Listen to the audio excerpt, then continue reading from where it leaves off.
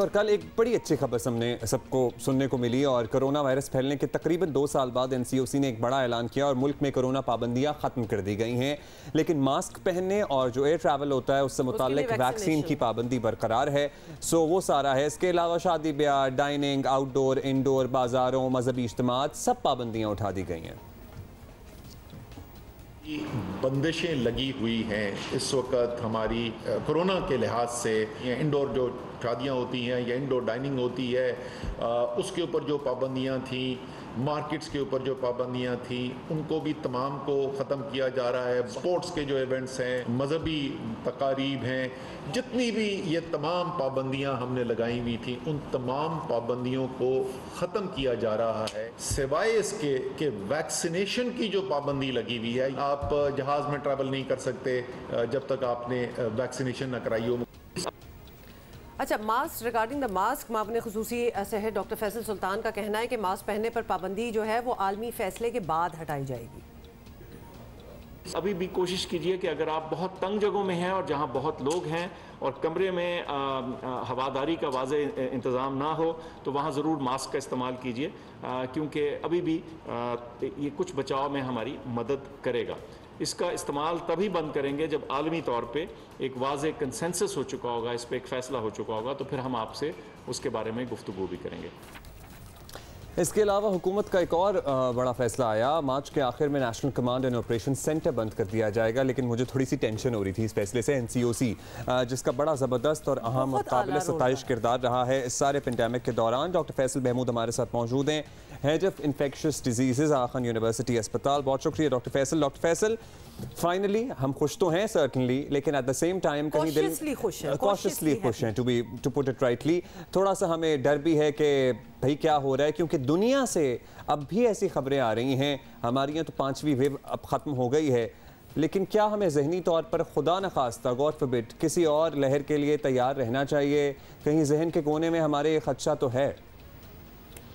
इस सवाल को बनाने का शुक्रिया। तो बिल्कुल सही कहा आपने कि जहन के बैकग्राउंड में ये थोड़ा सा होना चाहिए कि एक और लहर या और ये लहरें भी आ सकती हैं, मगर आई थिंक इम्पॉर्टेंट बात ये है कि अब 2 साल हो गए।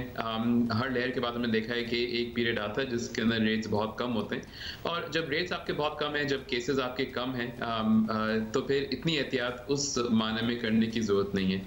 ये जहन में रखते हुए कि हो सकता है कि जब दूसरी या एक और अगर लहर आए तो फिर दोबारा से हम रैंप अप करेंगे और नीचे आएंगे दोबारा से। अच्छा डॉक्टर साहब, बहुत सी वैसे तो बातें करनी है, लेकिन ये बता दें कि अभी हमने चाइना में दोबारा से एक रिवाइवल ऑफ दिस वायरस देखा है। Israel is reporting another variant. हमें इस ज़रा ख़तरे में हम फील करें, क्योंकि पहले जो ओमिक्रॉन वगैरह भी और मुल्कों से हमें सुनते थे, और फिर ऑफ कोर्स आपको पता है 5th लेयर वॉज ओमिक्रॉन। तो क्या डरने की बात है अभी भी? सो देखिए, आई थिंक इम्पॉर्टेंट बात यह है कि नंबर 1 ये जहन में रखें कि ये वायरस है वो ख़त्म नहीं हुआ है। ऐसा नहीं है कि अब दुनिया से, पाकिस्तान से गायब हो गया तो हमने सब रिस्ट्रिक्शंस ये सब ख़त्म हो गई हैं। ये वायरस अभी भी मौजूद है, और जैसे हर वायरस की तरह ये थोड़ा थोड़ा तब्दील होता रहेगा और ये इन्फेक्शन करता रहेगा। बिल्कुल जैसे सोचें डेंगू है, डेंगू वायरस जब सर्दियाँ होती हैं तो बहुत कम आता है, मगर जब डेंगू पीक आती है तो फिर बहुत सारे केसेस सामने आते हैं। इसी तरह से हर मुल्क जो है वो अपने अलग अलग स्टेज पे है लहरों के। तो आजकल हांगकांग के अंदर, चाइना के अंदर केसेस बहुत बढ़े हुए हैं, इसके बरक्स पाकिस्तान के अंदर, यूरोप के अंदर केसेस बहुत कम हैं। तो हर मुल्क को खुद ही से देखना है कि उनके रेट्स क्या हैं और फिर वो उसी हिसाब से उसको बढ़ाएं। लेकिन आपको ये फैसला डॉक्टर साहब सही लग रहा है कि एनसीओसी को डिसॉल्व कर दिया गया? आप ये कायम नहीं रहना चाहिए था, क्योंकि ऑब्वियसली ये वायरस तो अपनी जगह मौजूद है ही। So I think the other thing is NCOC को डिसॉल्व नहीं किया गया, NCOC को एक तरह से मूव कर दिया गया है। So NCOC याद रखें जो बना था that was as an emergency Covid के लिए। अब हमको पता है, वो 2 साल पहले शायद नहीं पता था, मगर अब तो पता है कि वायरस जा नहीं रहा कहीं पे। तो आप NCOC को कायम रखने की जरूरत नहीं, मगर NCOC को मूव कर दिया गया है CDC के अंदर, जिसका काम ही ये है कि कोविड के अलावा दूसरी बीमारियों को भी वो साथ साथ देखे। तो ऐसा नहीं है कि गवर्नमेंट ने बोला बस नॉर्मल हो गया सब कुछ, एक नॉर्मल प्रोसीजर में। डॉक्टर साहब, आप तो देख ही रहे हैं, हम लोगों ने सबने भी वैक्सीन भी लगवा ली, बूस्टर शॉट्स भी लगा लिए। क्या ऐसा है कि प्रॉब्लम में 6 महीने बाद एक और इस शॉट को रिन्यू करने की ज़रूरत हो, एक और बूस्टर शॉट की ज़रूरत हो, ये सिलसिला भी क्या जारी रहेगा या काफ़ी है? के तरफ से तो ये कहा जा रहा है कि एक और शॉट लगवा लें। अब हमें 2 सालों में ये भी शक होना स्टार्ट हो गया कि ये बड़ी इकोनॉमी जो है ना, ये मनी मेकिंग, ये फार्मास्यूटिकल्स जो हैं ये भी कमाल कर रही हैं कि, और ख़ास तौर पे ये भी स्पेसिफाई कर देना कि कौन सा वाला शॉट ही, कौन सी वाली कंपनी ही एक्सेप्टेबल होगी। तो दे आर स्टिल सजेस्टिंग कि एक लास्ट बूस्टर लगा लें, उसके बाद एक और ना आ जाएगा। सो देखिए, वैक्सीनेशन जो है वो उसका सिलसिला चलता रहेगा। आई थिंक अगर आप इन्फ्लुएंजा की बात करें जो दूसरा वायरस इसी तरह का है, तो उसकी तो वैक्सीन हर साल लगती है और लगनी चाहिए। कोविड प्रॉब्लम इसी तरह से हो जाएगा। क्या हमको 4th डोज लगाना है कि नहीं लगाना? तो एट दिस पॉइंट अगर आप तहकीक देखें तो उसमें यह है कि वो लोग जो कि बहुत ही वनरेबल हैं, यानी कि जिनकी उम्र ज़्यादा है, जिनकी इम्यूनिटी बहुत कम है, उनके अंदर अभी 4 डोज डेफिनेटली हेल्प करेगी। बाकी लोगों के लिए 4 डोज ज़्यादा हेल्प नहीं करती, बहुत ही थोड़ा सा मामूली उसमें बेनिफिट है।